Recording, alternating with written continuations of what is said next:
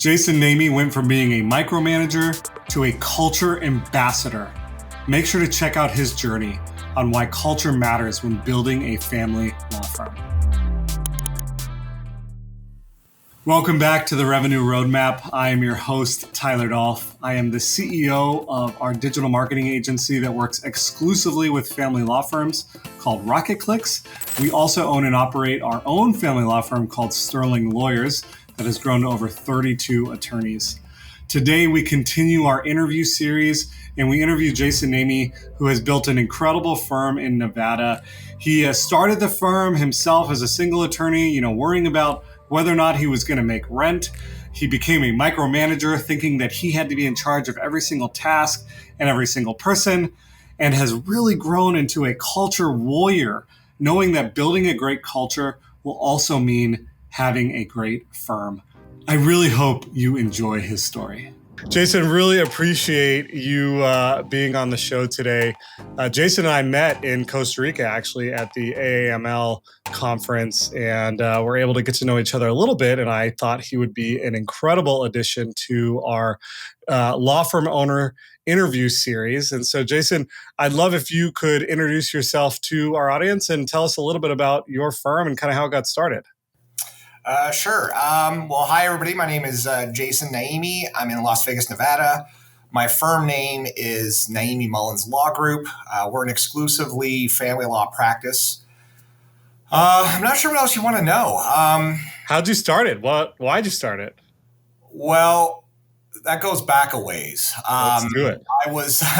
I was a young associate at a big national firm and just practicing corporate transactional practice. And I was interested in doing some litigation as well. And as most young, associates do, they get attracted by, a big firm throwing a few extra bucks their way. And I bit. I mean, I took, I want to say it was like an $8,000 or $10,000 a year raise. It was not, in the grand scheme of things, not that much, right? But that's what you do when you're that age, and we've all been through it, right? So I jumped, and it was an opportunity to do some litigation in addition to my transactional practice. So that was enticing, apart from the money. But I'm not gonna lie, and I won't name the place I was at. I was miserable. It was a terrible place to work. Culture. Benefits, Culture was bad. I'll tell you an ironic story. When I went out on my own after that firm, a couple of the paralegals ended up hiring me as a client at one point because they liked who I was when I was there. And one of them revealed to me that after my first week there, they started a poll as to how long I was going to last because it doesn't fit this culture. So in any event, I was there 6 months, and I decided over Christmas break visiting my parents that I was gonna leave and open my own, and that was in we'll call it 2007, 2008, depending on whether you're talking about the Christmas week or the New Year's week of that break. I started up in March of 2008. I went out just you or any paralegals or anything? Okay. Literally just me. I was in a a virtual office that lasted a month. I just couldn't. Strike that. My virtual office was out of my house for the first month, and then I got busy enough where I couldn't work from home anymore and needed actual office space. So I rented an office at the virtual place. And that lasted until November of that same year. And then I'll never forget this. I signed my first lease to start November of 2008. And it was a 3-year lease. And it was 1,500 square feet. And I was terrified. I'm like, I'm going to go bankrupt, right? And we didn't even last 3 years in that space. We outgrew it. And now fast forward to today, we're one of the larger premier family law firms in the state of Nevada. So the journey has been amazing. I'm not gonna lie. I'm very fortunate that I've got an incredible team of lawyers, legal assistants. I mean, all the way down to, the person that greets you at the front desk when you walk in. They're all awesome. I mean, they're truly, truly good people. That is so awesome. If I just for a minute, I want to go back to the 1,500 square foot office, and you're there, you're terrified. How am I going to make rent? What am I going to do? Talk to me about what your mindset was like. Becoming an entrepreneur, working at a big firm.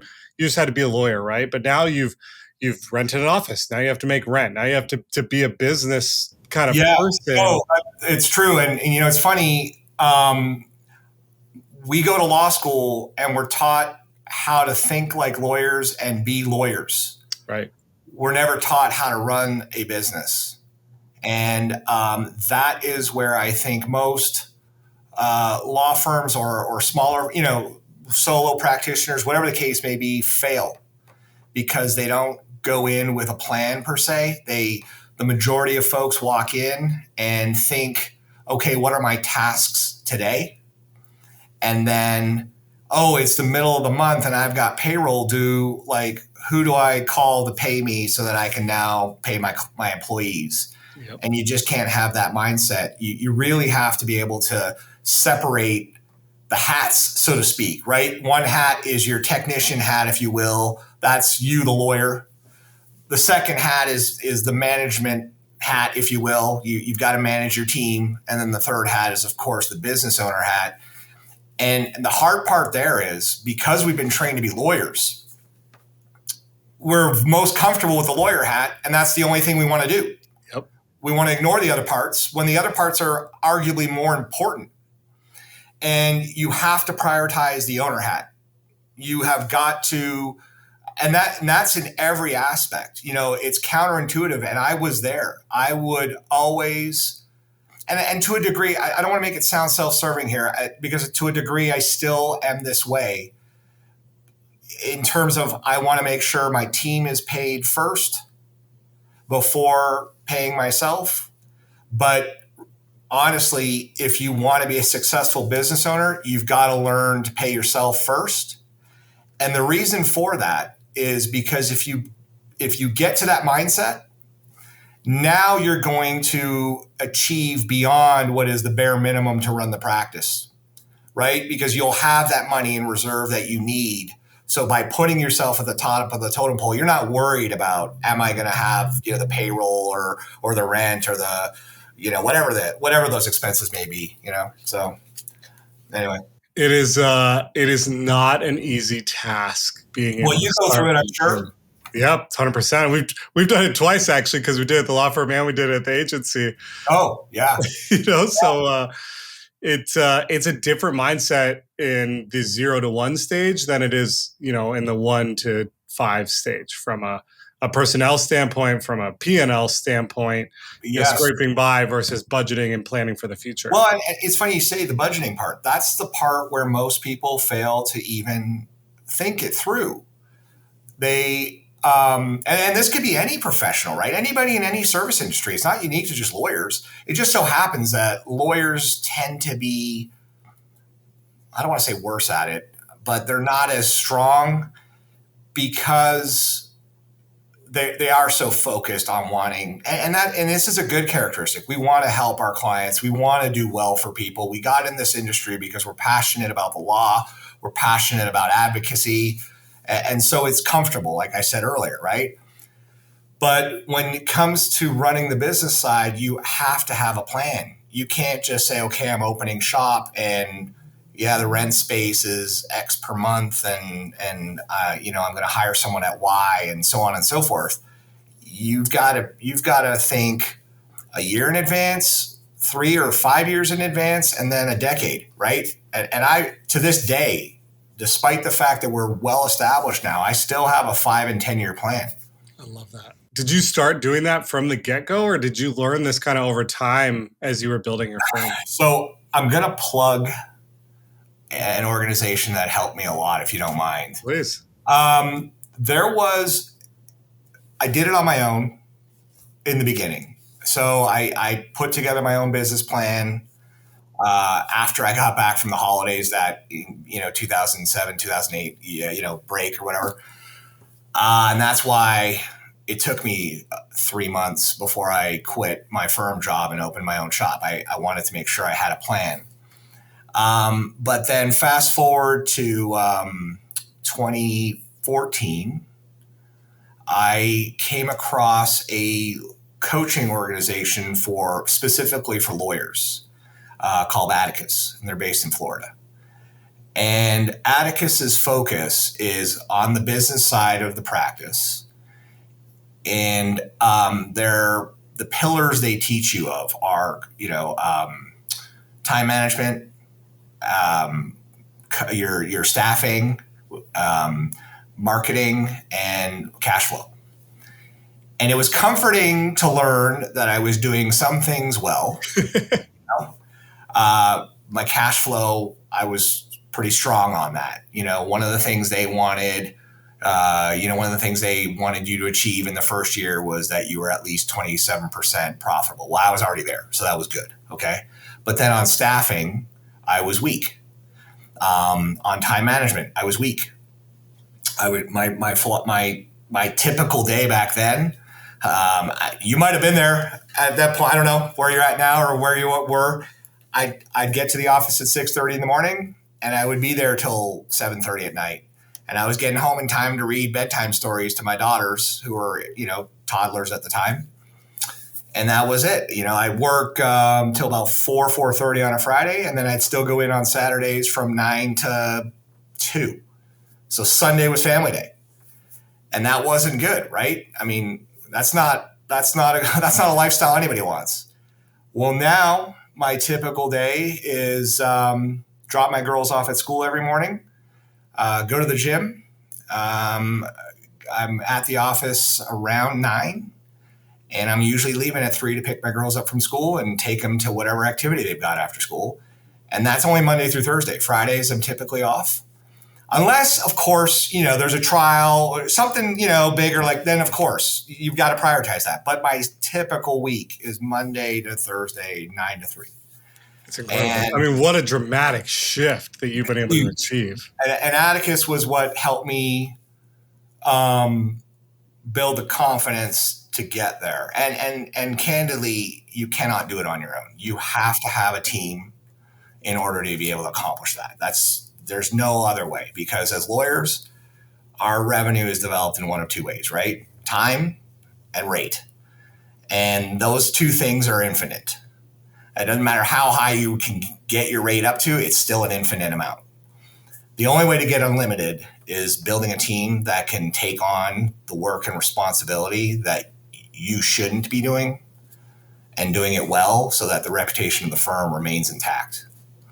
And that's why I appreciate my team so much, because we're fortunate. I mean, Tyler, this. We're the only firm in Nevada right now that I'm aware of anyway. We've got 3 fellows at the American Academy of Matrimonial Lawyers and International Academy of Family Lawyers. 4 out of the 6 of us are board certified in the state of Nevada. The 2 that aren't simply don't qualify yet. They got to get to the 5-year mark in terms of family law practice before they qualify to take the exam. So having a team that's credentialed and experienced and all that enables this. Otherwise, I couldn't do it, right? And so I'm always making sure I'm grateful to them and showing that gratitude in whatever way I can, because they make this possible for me. So I think the story about how you were working, thousands of hours and trying to do whatever it takes to grow your firm, right? I think as entrepreneurs, we've all been there. And for those of you listening, that's what it takes. You're going to have those moments where you're not, laying in the sun, you're grinding away. But then you got to a point where you're able to have this amazing lifestyle and take Fridays off and spend time with your kids. The mindset shift that it takes to let go of the branch a little bit, let go of the leash, the fact that you don't have to control everything and that you can rely on your team. Did you have any key learnings or great team members during that time that really gave you the confidence to know that hey, I don't have to do this? The team was different back then. We've grown our team over the years. They were still very good. Okay. I've been fortunate that throughout the years, the majority of the hires have been very good. And let me say this about hiring your team, okay? You need to look for three things: character, competency, and chemistry. You can teach skill, right? You can teach tactical planning or whatever you need, all that stuff in the practice of law. But if they're not of good character, that is a problem. If they don't have team chemistry, that is a problem. And if they're not competent in doing the things that you need them to do, then they're not going to learn the skills. And so don't look for someone that's already necessarily qualified. I'll tell you, we just hired a paralegal who moved here from California. She knows nothing about Nevada family law, but she had those three characteristics, and she's turning out to be a rock star. The team already, I just learned, sorry, I'm going off on a tangent for a second. Please, no, I love it. They went out this weekend and hung out because they got a lot, and they like her and they get along with her, and she doesn't know anybody here yet, right? So, and then they come in on Monday, and it's just, the environment. So it makes a difference. So yeah, I would say that, but sorry, what were you originally asking me? I went off on a talk. I think it's about, what you're talking about is building a culture, a culture of being able to have the responsibility to let go of the branch and to take the responsibility of doing the things. The branch, yeah. That's but it's also, delegation. I was terrible at it. So before Atticus, I was a complete micromanager. I would assign tasks.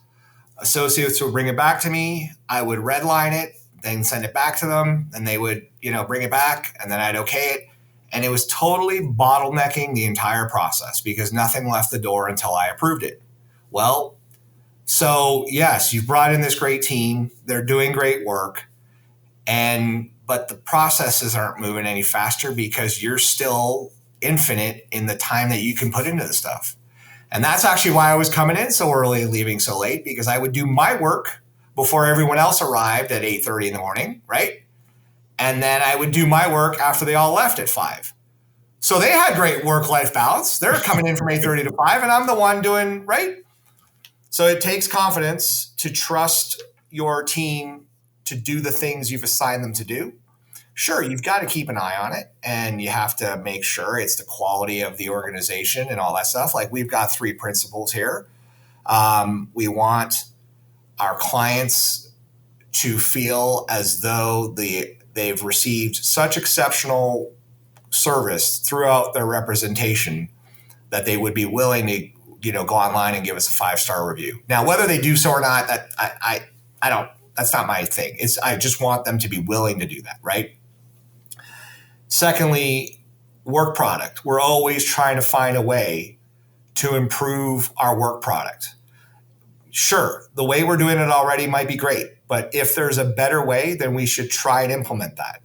And then thirdly, we spend way too many working hours together. We've got to have fun.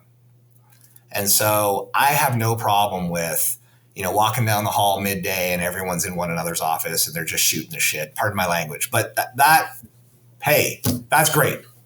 It's way better than the alternative, right? With everyone's doors shut and they can't stand one another and there's just that virus. You can't have the virus in the office. So. Yeah, well said. I think it's so important to build a culture and a community, especially if you're trying to grow your firm that isn't dependent on you, that isn't relying on you.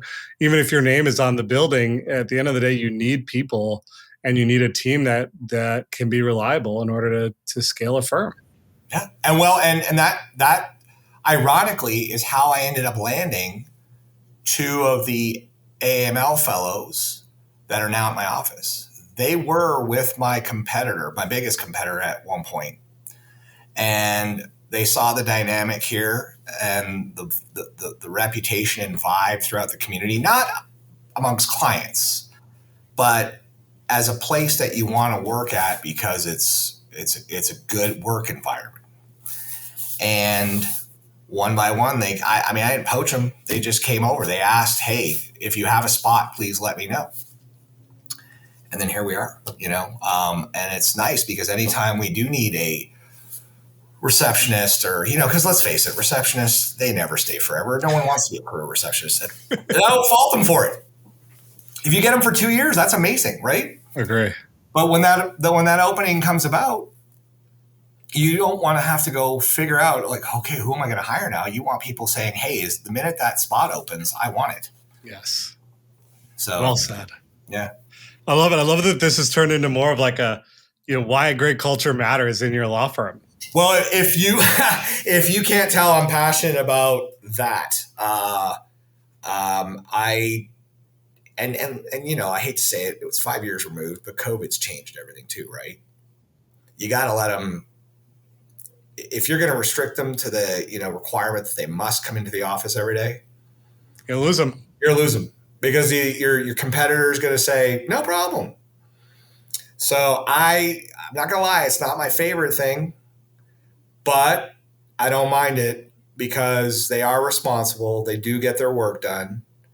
And ironically enough, they've convinced me at this point to do some of it myself. Like I've been working from home a little bit more and more, so. If you hire the right people and you have a strong enough culture, you can make it work. Yeah. Right? You gotta evolve, Well, and if you're, back to the micromanager culture, you won't ever agree to giving your team that freedom and responsibility, and then you'll lose them. No, because they want to have the autonomy.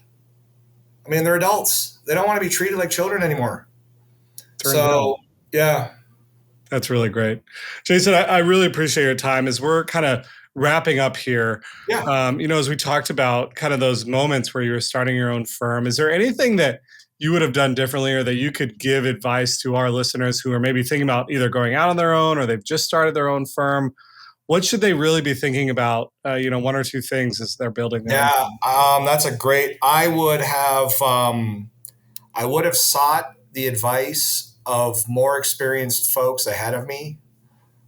I didn't do enough of that, right? So there were a lot of things that you learn trial by error. I mean, like small stuff. I opened my corporate my business banking account, and the bank offered merchant services. So I was like, great, merchant services with the bank. Little did I know, that's not the way to go. They gouge you on the fees, right? You know this now, right? Yep. You got to go to a merchant services broker and let them negotiate that for you. You live and learn from those things. So yes, I would have sought counsel from others and, hey, who do you use for this, that, and the other? That probably would have moved things along quicker. But, and by the way, if people want to reach out to me, Tyler, I'm fine with that. I'm happy to have the conversation whenever, whether they want to know more about Atticus or, and I'm not in Atticus anymore. I'm not plugging them for any reason. Just what it did for my life. Hey, it changed it. That's amazing. It did.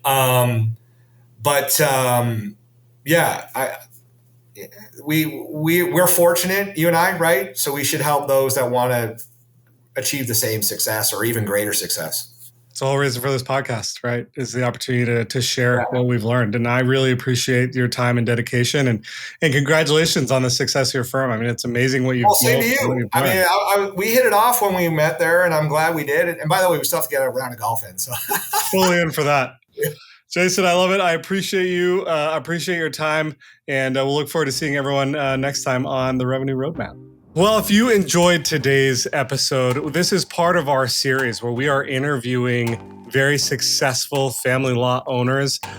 We have an entire series coming up. We've made a lot of great introductions and had many great conversations. Check out our latest one here, and we will see you next time on the Revenue Roadmap.